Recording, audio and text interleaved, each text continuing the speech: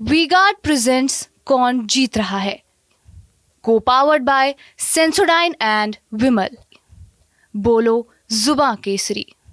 कासगंज से ब्रेकिंग आ रही है। हंगामा हुआ है, बीजेपी विधायक के भाई पर बड़ा आरोप लगा है। एक बार ब्रेकिंग आप चलाएं कि कासगंज में बड़ी खबर आई है, हंगामा हो रहा है वहां पर। साजिद, आप कासगंज के अमापुर के डोररा पोलिंग बूथ पर यह हंगामा हुआ है। कासगंज से इस वक्त की बड़ी खबर, बीजेपी एमएलए के भाई पर गड़बड़ी के आरोप लगे हैं। बीजेपी विधायक हरिओम वर्मा के भाई पर लगे हैं ये आरोप। पोलिंग बूथ में मतदान कर्मियों को हड़काने के आरोप लगे हैं। तो कासगंज के चुनावी समर से इस वक्त की बड़ी खबर, सपा के एजेंटों के मना करने पर अभद्रता के आरोप लगे हैं। कासगंज के अमापुर के डोरा पोलिंग बूथ पर यह हंगामा हुआ है। बड़ी खबर इस वक्त की, वहां बीजेपी विधायक के भाई पर आरोप लगने का मामला है। आप सोचिए, मतलब ये बड़ी तनावपूर्ण हो सकता है मामला। सीटों में से है मामला। तो बीजेपी एमएलए के भाई पर लगे हैं गड़बड़ी के आरोप। ग्रामीणों ने बीजेपी के विधायक जो भाई हैं उनको दौड़ा भी दिया है। बीजेपी विधायक के भाई यतेंद्र कुमार काले को दौड़ा है। पुलिस को हल्का बल प्रयोग भी करना पड़ा है मामले को शांत करने के लिए। कुछ स्थिति थोड़ी सी तनावपूर्ण हमारे संवाददाता वहां अशोक है, उनको जोड़ने की कोशिश करवाएं। और दूसरा, अगर विजुअल आ चुके हो तो एक बार स्क्रीन पे प्ले करने की कोशिश करें, क्योंकि ये बड़ी खबर आई है। कासगंज पर इस वक्त की बड़ी खबर ये है, और ये वो तस्वीरें हैं। ये दबंगई चलती है जब छोटे छोटे बूथ होते हैं। आप देखिए कैसे पुलिस वाले तितर बितर करने की कोशिश कर रहे हैं।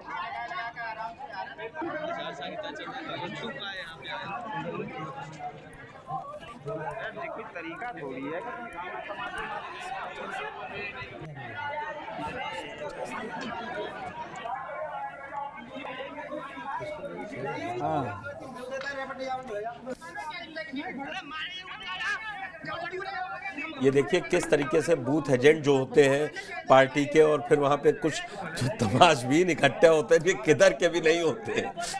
जब लाठियां चलती ना कबूल भाई, तो वो यही लोग खाते हैं। एजेंट तो बाद में सेट रहते हैं, उन्हें मालूम है कि अभी 5 बजे तक 6 बजे तक रहना है। पुलिस वालों की बड़ी के लोग होते हैं, वो भी थोड़ा हनक अपनी वहां वो हनक के चक्कर में आप ये देखिए ना, अब लड़ाई इतनी सीधी है कि आप वहां पर आप कहीं ये जो आरोप लगाती है ना विपक्ष, तभी मैं कहता हूं कि ये ईवीएम कुछ नहीं होता है। अगर आप देख लीजिए, विधायक के भाई को दौड़ा लिया गया। अब है तो सरकार वही, लेकिन यहाँ पे कह देंगे आरोप, ये बड़ा मतलब वैसा एक्सक्यूज रहता है कि आप देखिए कि कह दिया वो वहां पे कब्जा कर लिया। ये अब होता नहीं है, 90 के दशक में होता था। टीएन शेषन सब खत्म कर दिया मामला। आज के लोकतंत्र में कम से कम जनता इतनी पावरफुल और मजबूत है कि वो उससे पहले ही डील हो जाती सरकारों में कि कहाँ कैंडिडेट अपना दिलवाना है विपक्ष का, कहाँ नहीं। अब की भी एक सीट ऐसी है जिसकी इशारों कबूल जी लगातार बात कर रहे हैं। तो तस्वीर हम कासगंज से लगातार आपको दिखा रहे हैं, जहां पुलिस को स्थिति संभालने के लिए थोड़ा सा लाठीचार्ज जुड़ गए हैं। अशोक जुड़ गए हमारे साथ। अशोक, क्या है पूरा मामला? सबसे पहले बताइए जरा एक नजर में कि हुआ क्या था और किस तरह की घटना घटी, फिर ग्रामीणों को भी का जो गुस्सा विधायक के भाई पे उतरा है वो क्या है, पूरा मामला हुआ क्या था?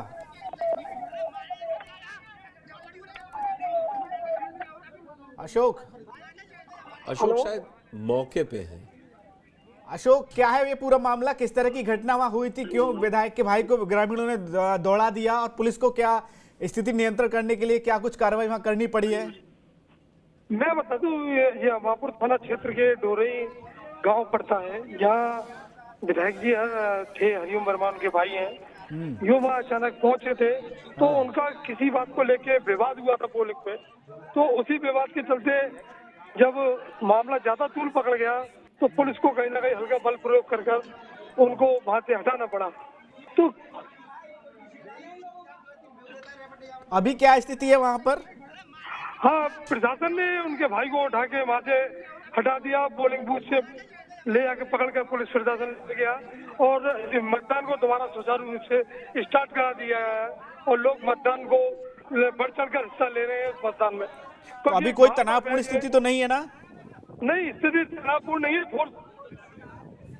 मतदान देखने को मिल रहा है, वहाँ पर बूथों पर कुछ मौके पर पहुंचकर हर जगह पोलिंग बूथों पर चेक भी कर रहे हैं, जिससे कोई बड़ी घटना घटित ना हो जाए। बिल्कुल बिल्कुल अशोक, अगर थोड़ा सा कुछ इस घटना के अलावा बता पाए, करीबन 3-3.25 घंटे से ऊपर का मतदान हो चुका है, किस तरह का वोटरों में उत्साह दिख रहा है कि वो लोग लंबी लंबी लाइनों में लग के निकल रहे हैं या धीमा मतदान दिखाई पड़ रहा है, और जमीन पर वोट डालने वालों के मुद्दे क्या हैं? अगर आप कुछ वहां की तस्वीर हमें कासगंज विधानसभा की पहुंचा पाए जो हाथरस लोकसभा में आती है।